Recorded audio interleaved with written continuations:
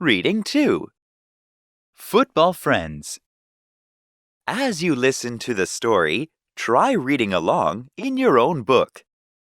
When you hear this sound, turn the page. Let's play touch football. I'll be a captain, said Freddie. Me too, said Mark. I pick Carlos. Why did you go first? asked Freddie. Because I did, said Mark. Freddie was mad. He wanted Carlos because Carlos had the best throwing arm. I picked Tommy, said Freddie. Sarah, said Mark.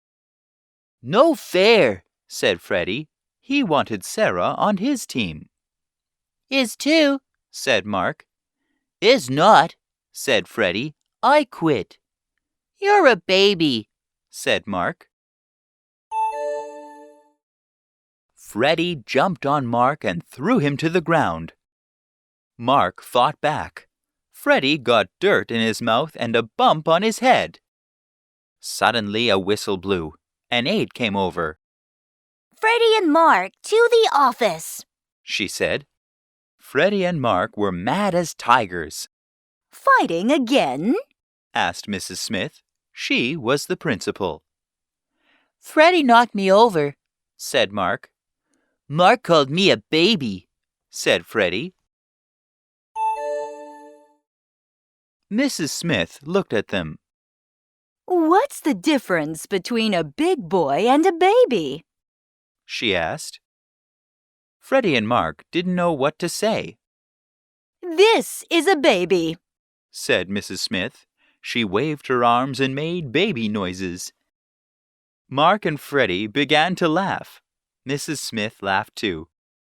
I'm glad we got that straight. Now tell me, what were you two really fighting about? We were going to play football, said Freddie. Mark and I were captains, but it wasn't fair. He had the better team, so I quit. That's when he called me a baby. And that's when you lost your temper, said Mrs. Smith. She looked worried. Is football too rough for you to play? No, said both boys. We use a foam ball, and we just play touch. No one tackles, no one gets hurt. Mrs. Smith smiled.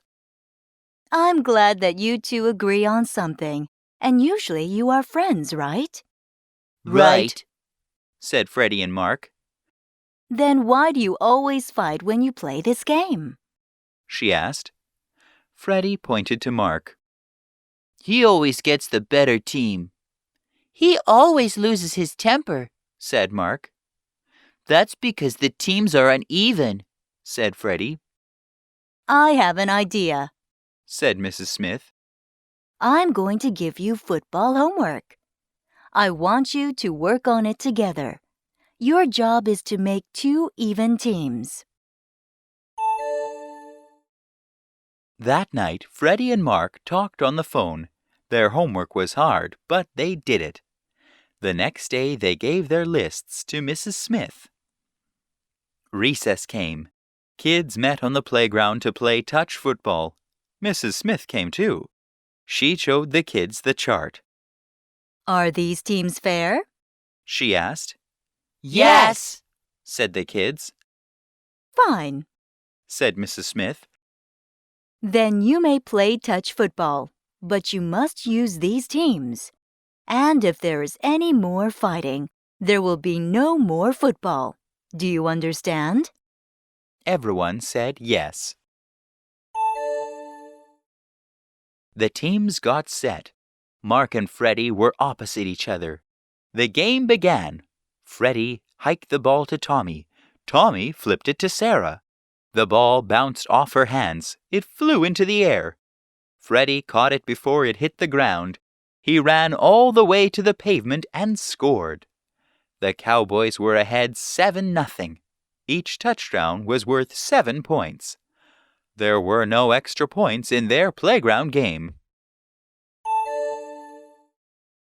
The Raiders now had the ball. Mark hiked the ball to Carlos. Carlos ran to the left. He saw Mark on the other side of the field. Carlos threw a pass to Mark. Mark caught it and ran toward the end zone. Freddie ran as fast as he could after him. He wished he could run faster. He didn't want Mark to score. Freddie finally caught up with Mark.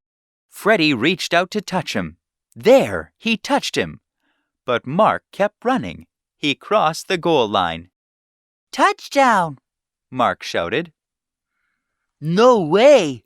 Cried Freddie. I touched you. You did not, yelled Mark. I didn't feel a thing. Freddie ran at Mark and started to push him. Cut it out, Freddie, said Sarah. Mrs. Smith is watching. Don't you remember what she said? If there's fighting, no more football. Freddie led up, but he was still mad. The score was now 7-7, and recess was almost over. Freddie wanted to win. The Cowboys and the Raiders lined up. Freddie and Mark were face to face. You're going to lose, said Mark. Because you're a baby. I can say whatever I want because now you can't fight me. Freddie gave Mark a shove. Time out, said Tommy. Huddle up, team. The Cowboys formed a circle. Freddie, keep your cool, hissed Sarah. He called me a baby, said Freddie. What am I supposed to do? Say thank you? Sarah was disgusted. He's just trying to get you mad so you won't play well. Don't pay any attention to Mark, said Tommy. Use your anger to run faster, okay? The teams lined up. Baby, said Mark. Gaga goo goo. This really made Freddie mad. But instead of hitting Mark, he thought about Sarah's words. He's just trying to get you mad so you won't play well. Her words made sense. Then he remembered what Tommy had said. Use your anger to run faster. Gaga goo goo, said Mark again. Freddie pretended he didn't hear, but inside his rage burned. Freddie pretended it was like rocket fuel. He hiked the ball back to Tommy and ran toward the goal. He turned his head to look back. Tommy aimed and fired. The ball was coming right to Freddie. Freddie reached up for it. Freddie caught the ball and brought it down to his chest. Then he ran as fast as he could. He heard footsteps behind him, but Freddie was too fast for anyone to catch. He blasted into the end zone. Gaga goo goo, Freddie shouted as he crossed the line. Gaga goo goo, sang Sarah and Tommy. The Cowboys waved their arms and toddled like babies. It was the first football game they had won in a long time. It was also the first game without a big fight. Later, Mrs. Smith stopped Freddie in the hall. I want to talk with you, she said. I wasn't fighting, said Freddie. Mrs. Smith smiled. I don't only talk to kids when they've done something wrong. Sometimes I talk to them when they have done something right.